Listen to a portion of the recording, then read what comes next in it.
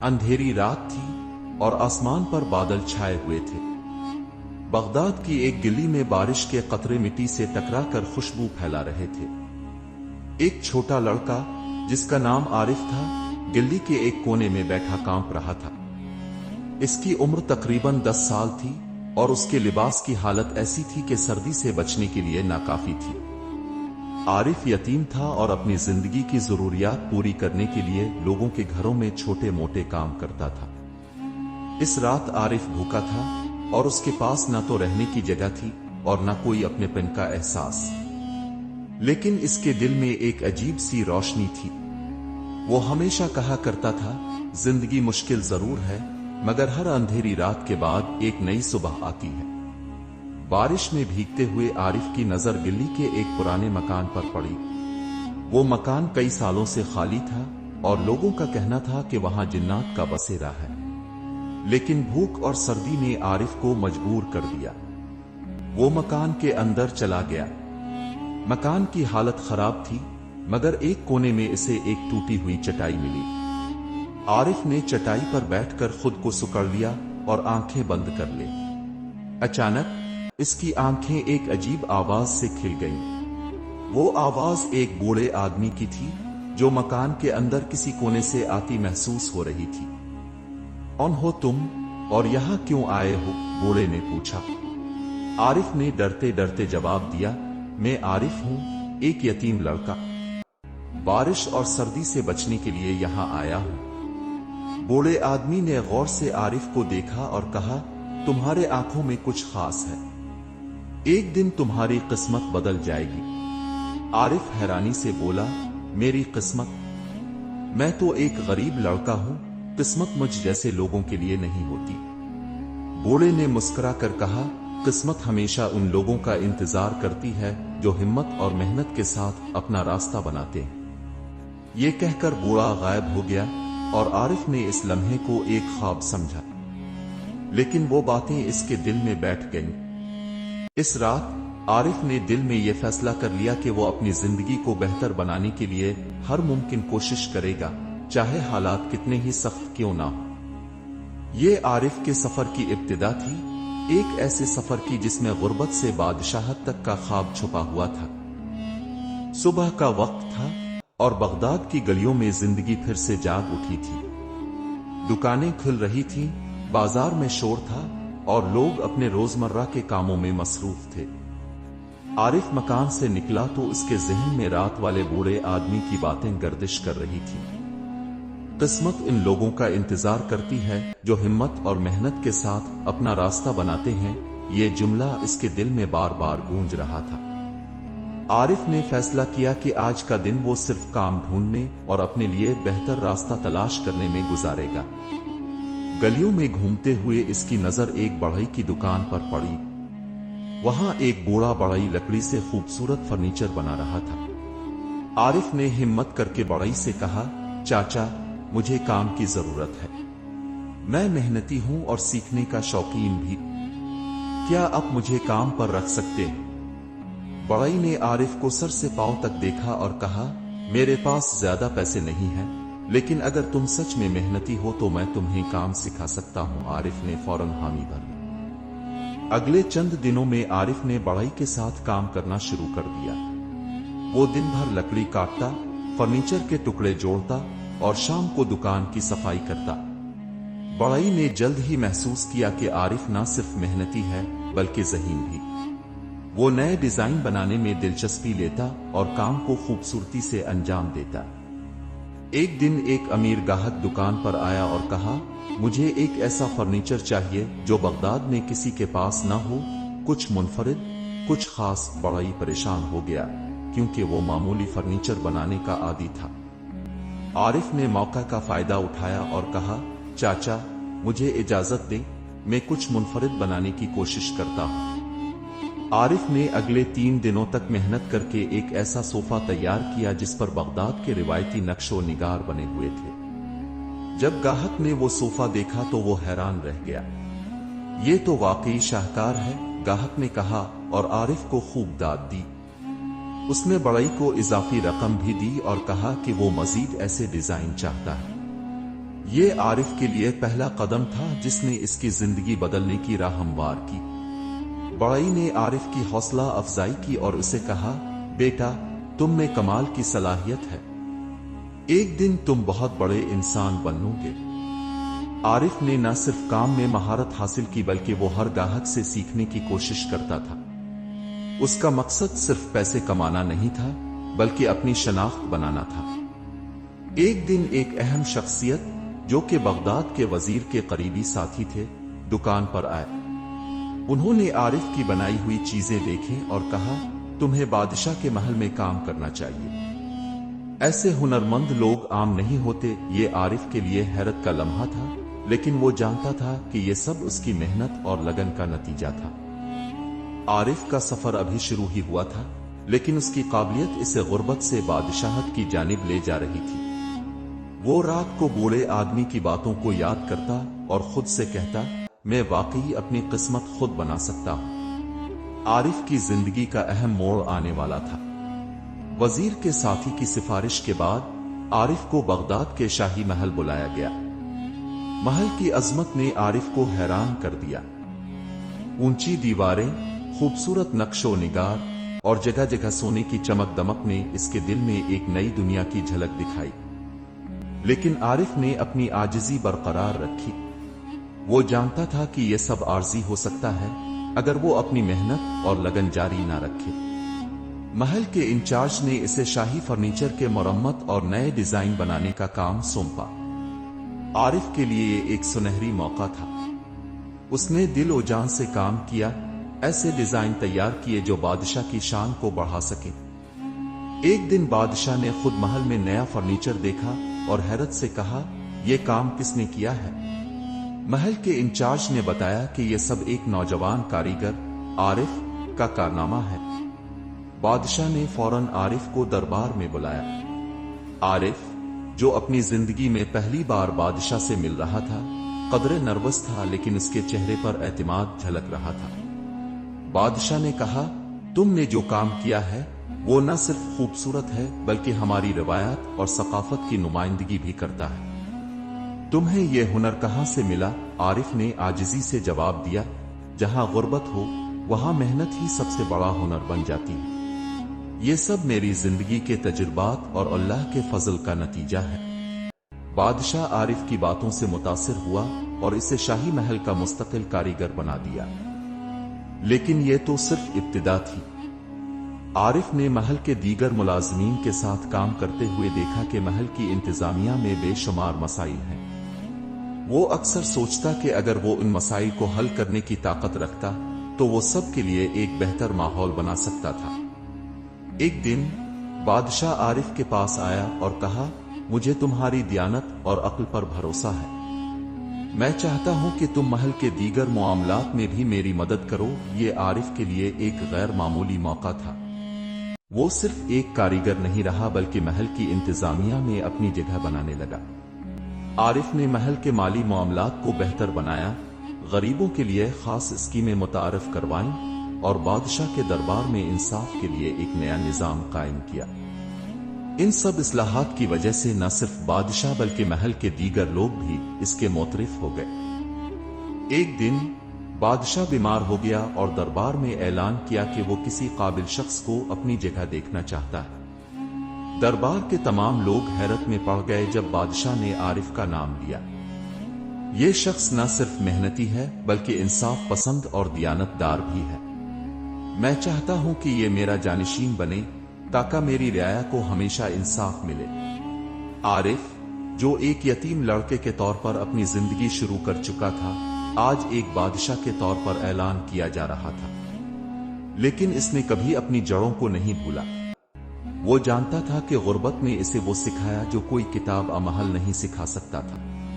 عارف کے بادشاہ بننے کا اعلان بغداد کے دربار اور عوام میں ہلچل مچا گیا۔ محل کے دربار میں موجود کئی وزراء اور مشیر اس فیصلے سے ناخوش تھے۔ وہ عارف کی غربت کو اس کی قابلیت پر فوقیت دے رہے تھے۔ کچھ لوگ سرگوشیاں کرنے لگے، ایک یتیم لڑکا بادشاہ، یہ کیسا مذاق ہے؟ لیکن بادشاہ نے ان سب باتوں کو نظر انداز کرتے ہوئے اعلان کر دیا کہ عارف اگلے چند دنوں میں اپنی ذمہ داری سنبھال لے گا۔ بادشاہت کا پہلا دن عارف کے لیے کسی خواب سے کم نہ تھا۔ اس نے تخت پر بیٹھ کر ایک گہری سانس لی اور دل میں کہا، یہ طاقت میرے لیے ایک امانت ہے اور مجھے اسے عوام کی بھلائی کے لیے استعمال کرنا ہے۔ اس نے فوراً محل کے تمام وزراء اور مشیروں کو بلایا اور کہا، میں چاہتا ہوں کہ ہم بغداد کے عام لوگوں کے مسائل پر بات کریں۔ ہم نے انہیں نظر انداز بہت کیا ہے۔ یہ بات دربار میں ایک نیا رجحان لے آئی۔ عارف نے عوام کے لیے کئی اہم اصلاحات کا آغاز کیا۔ سب سے پہلے اس نے ٹیکس کے نظام کو بہتر بنایا۔ اس نے حکم دیا کہ غریب کسانوں اور مزدوروں سے اضافی ٹیکس نہ لیا جائے۔ اس کے بجائے تاجروں اور امیروں پر ایک نیا ٹیکس لگایا گیا تاکہ معاشی توازن برقرار رکھا جا سکے۔ دوسری اہم تبدیلی تعلیم کے شعبے میں کی گئی۔ عارف نے بغداد میں کئی مدرسے اور تعلیمی ادارے قائم کیے جہاں غریب بچوں کو مفت تعلیم دی جاتی تھی۔ وہ جانتا تھا کہ علم ہی وہ طاقت ہے جو کسی انسان کی زندگی کو بدل سکتی ہے، جیسے اس کی زندگی بدلی تھی۔ محل کے اندر بھی عارف نے کئی تبدیلیاں کی۔ اس نے شاہی خزانے کے پیسے کو فضول خرچی میں استعمال ہونے سے روکا اور اسے عوام کی بھلائی کے کاموں میں لگایا۔ محل کے خادمین کے ساتھ بھی وہ مساوات کا برتاؤ کرتا تھا۔ وہ انہیں ایک بادشاہ کے طور پر نہیں بلکہ ایک رہنما کے طور پر ملتا تھا، اور یہی وجہ تھی کہ محل کے کئی خادمین اس سے بے حد محبت کرتے تھے۔ لیکن ہر کامیابی کے ساتھ نئے چیلنجز بھی سامنے آئے۔ بغداد کے کئی امیر زمیندار اور تاجر عارف کی اصلاحات سے ناخوش تھے۔ انہوں نے دربار میں اس کے خلاف سازشیں شروع کر دی۔ ایک دن ایک وزیر نے عارف سے کہا، بادشاہ سلامت، اب کے نئے قوانین کی وجہ سے کئی امیر لوگ اب کے خلاف ہو چکے ہیں۔ وہ آپ کو تخت سے ہٹانے کی منصوبہ بندی کر رہے ہیں۔ عارف نے مسکراتے ہوئے جواب دیا، اگر میری بادشاہت عوام کے فائدے کے لیے ہے تو میں کسی کی سازشوں سے نہیں ڈرتا۔ اس نے فوراً بغداد کے عوام کے سامنے ایک خطاب کیا اور کہا، یہ تخت میرے لیے طاقت کا ذریعہ نہیں بلکہ اب سب کی خدمت کا موقع ہے۔ اگر آپ کو لگتا ہے کہ میں آپ کی خدمت کے قابل نہیں تو آپ مجھ سے یہ تخت لے سکتے ہیں۔ یہ الفاظ عوام کے دلوں کو چھو گئے۔ انہوں نے عارف کی حمایت میں بازاروں اور گلیوں میں نعرے لگانے شروع کر دیے۔ اس کا اثر یہ ہوا کہ امیروں کی سازش ناکام ہو گئی اور عارف کی عوامی مقبولیت میں مزید اضافہ ہوا۔ ایک دن عارف اپنے محل کے باغ میں بیٹھا سوچ رہا تھا کہ اس کی زندگی کہاں سے شروع ہوئی تھی اور کہاں آ گئی۔ اسے وہ رات یاد آئی جب وہ بارش میں کانپتا ہوا ایک خالی مکان میں پناہ لینے گیا تھا۔ اس نے خود سے کہا، یہ سب اللہ کا کرم اور میری محنت کا نتیجہ ہے۔ مجھے ہمیشہ یاد رکھنا ہوگا کہ غربت نے مجھے وہ سکھایا جو کوئی اور نہیں سکھا سکتا۔ عارف نے اپنی بادشاہت کے دوران بغداد کو ایک ایسا شہر بنا دیا جہاں انصاف، مساوات اور ترقی کا بول بالا تھا۔ وہ ایک بادشاہ نہیں بلکہ ایک رہنما کے طور پر یاد کیا جاتا تھا۔ عارف کی بادشاہت کا سورج بغداد کے افق پر چمک رہا تھا۔ وہ نہ صرف اپنی رعایا کے دلوں میں جگہ بنا چکا تھا بلکہ بغداد کو ایک مضبوط اور ترقی یافتہ ریاست بنانے کے لیے دن رات کام کر رہا تھا۔ عارف کا یہ خواب تھا کہ بغداد صرف ایک شہر نہ رہے بلکہ علم، انصاف اور خوشحالی کی ایک علامت بن جائے۔ ایک دن دربار میں ایک غریب عورت آئی۔ اس کے ہاتھ میں ایک چھوٹا سا بچہ تھا اور آنکھوں میں آنسو تھے۔ وہ رو کر کہنے لگی، بادشاہ سلامت، میرے شوہر کو ایک امیر زمیندار نے جھوٹے الزام میں قید کروا دیا ہے۔ وہ بے قصور ہیں لیکن ہمارے پاس کوئی طاقت نہیں کہ ہم اپنا حق لے سکیں۔ عارف نے یہ سن کر فوراً اپنے مشیر کو حکم دیا کہ معاملے کی مکمل تحقیق کی جائے۔ اگلے دن جب معاملہ دربار میں آیا تو پتہ چلا کہ زمیندار نے اپنی طاقت اور دولت کے زور پر غریب کسانوں کی زمین ہتھیانے کی کوشش کی تھی۔ عارف نے حکم دیا کہ زمیندار کو سخت سزا دی جائے اور قیدی کسان کو فوراً رہا کیا جائے۔ اس واقعے نے پورے بغداد کو یہ پیغام دیا کہ عارف انصاف پسند بادشاہ ہے جو امیر اور غریب میں فرق نہیں کرتا۔ یہی انصاف اور مساوات کی پالیسی عارف کو عوام میں مزید محبوب بنا رہی تھی۔ لیکن محل کے اندر کچھ لوگ اب بھی عارف کے خلاف سازشوں میں مصروف تھے۔ ان میں سے ایک وزیر جو عارف کے اصلاحات سے ناخوش تھا نے بغداد کے ہمسایہ ریاست کے بادشاہ سے رابطہ کیا۔ اس نے عارف کو تخت سے ہٹانے کے لیے دشمنوں کی مدد مانگی۔ چند دنوں بعد بغداد کے سرحدی علاقے میں دشمنوں کے لشکر کی آمد کی خبر پہنچی۔ دربار میں خوف و ہراس پھیل گیا۔ وزراء نے عارف کو مشورہ دیا کہ وہ فوری طور پر فوج تیار کرے، لیکن عارف نے کہا، ہم صرف جنگ سے مسائل حل نہیں کر سکتے، میں پہلے دشمن کے بادشاہ سے بات کرنا چاہتا ہوں، شاید ہم امن کے راستے پر چل سکیں۔ عارف نے دشمن کے بادشاہ کو ایک خط بھیجا جس میں اس نے لکھا، جنگ سے نہ تمہیں کچھ حاصل ہوگا اور نہ ہمیں، اگر تم واقعی بہادر ہو تو بغداد آؤ اور میرے ساتھ بات کرو، ہم مل کر امن اور ترقی کی راہ تلاش کریں گے۔ دشمن کا بادشاہ جو جنگ کا عادی تھا حیران رہ گیا۔ وہ سوچنے لگا کہ عارف کی یہ تجویز اس کے لیے بھی فائدہ مند ہو سکتی ہے۔ چند دن بعد وہ بغداد آیا اور عارف سے ملاقات کی۔ دونوں بادشاہوں نے مذاکرات کیے اور فیصلہ کیا کہ دونوں ریاستوں کے درمیان امن معاہدہ ہوگا اور تجارت کو فروغ دیا جائے گا۔ یہ عارف کی بصیرت اور حکمت کا ایک اور ثبوت تھا۔ اس نے جنگ کے بغیر ایک بڑا مسئلہ حل کر لیا۔ اس معاہدے کے بعد بغداد میں خوشحالی کی ایک نئی لہر دوڑ گئی، تجارت بڑھی اور عوام کو مزید مواقع ملے۔ عارف نے اپنے دربار میں نوجوانوں کو شامل کرنا شروع کیا۔ وہ جانتا تھا کہ نئی نسل ہی کسی ریاست کو آگے لے جا سکتی ہے۔ اس نے بغداد کے نوجوانوں کے لیے خصوصی پروگرامز شروع کیے جہاں انہیں تعلیم اور ہنر سکھائے جاتے تھے۔ وہ خود ان پروگرامز میں شریک ہوتا اور نوجوانوں کی حوصلہ افزائی کرتا۔ ایک دن عارف نے دربار میں اعلان کیا، ہم نے بہت ترقی کی ہے، لیکن ہمیں یاد رکھنا چاہیے کہ اصل طاقت عوام کے ہاتھ میں ہے۔ میں چاہتا ہوں کہ ہم بغداد کے ہر شہری کو یہ یقین دلائیں کہ یہ ریاست ان کی ہے اور ان کی آواز یہاں سنی جاتی ہے۔ یہ اعلان عارف کی شخصیت کو اور بلند کر گیا۔ وہ ایک بادشاہ سے زیادہ ایک رہنما اور رہبر کے طور پر دیکھے جانے لگا۔ لیکن ابھی بھی کئی چیلنجز باقی تھے۔ عارف کی بادشاہت کی کہانی اب بغداد کے گلی کوچوں میں مشہور ہو چکی تھی۔ وہ نہ صرف ایک انصاف پسند بادشاہ تھا بلکہ عوام کے دلوں میں اس کی محبت ایک رہنما اور خدمت گزار کے طور پر گھر کر چکی تھی۔ لیکن عارف کو معلوم تھا کہ زندگی کا ہر باب ایک نہ ایک دن ختم ہوتا ہے۔ ایک دن عارف محل کے باغ میں بیٹھا تھا جہاں درختوں کی چھاؤں میں بہتے پانی کی آواز ایک عجیب سکون بخش رہی تھی۔ وہ اپنی زندگی کے سفر پر غور کر رہا تھا۔ اسے یاد آیا کہ وہ کیسے ایک یتیم لڑکے سے ایک کاریگر بنا، پھر محل کا مشیر اور آخرکار ایک بادشاہ۔ وہ ہمیشہ اللہ کا شکر ادا کرتا رہا کہ اسے یہ موقع ملا کہ وہ اپنی رعایا کے لیے کچھ کر سکے۔ لیکن ہر کامیاب بادشاہت کو اپنے حصے کی مشکلات کا سامنا کرنا پڑتا ہے۔ عارف کے وزیروں میں سے کچھ اب بھی اس کے خلاف سازشیں کر رہے تھے۔ وہ نہیں چاہتے تھے کہ عارف کا نام بغداد کی تاریخ میں ایک عظیم بادشاہ کے طور پر لکھا جائے۔ ایک دن دربار میں ایک وزیر نے عارف کو مشورہ دیا کہ وہ تجارت کے نئے راستے کھولنے کے لیے ہمسایہ ریاست کے ساتھ ایک معاہدہ کرے۔ لیکن عارف کو جلد ہی اندازہ ہو گیا کہ یہ منصوبہ بغداد کے خزانے کو نقصان پہنچانے کے لیے بنایا گیا تھا۔ عارف نے اس سازش کو بے نقاب کیا اور متعلقہ وزیر کو سخت سزا دی۔ اس نے دربار میں کہا، یہ تخت میرے لیے کوئی اعزاز نہیں بلکہ عوام کی خدمت کا ذریعہ ہے۔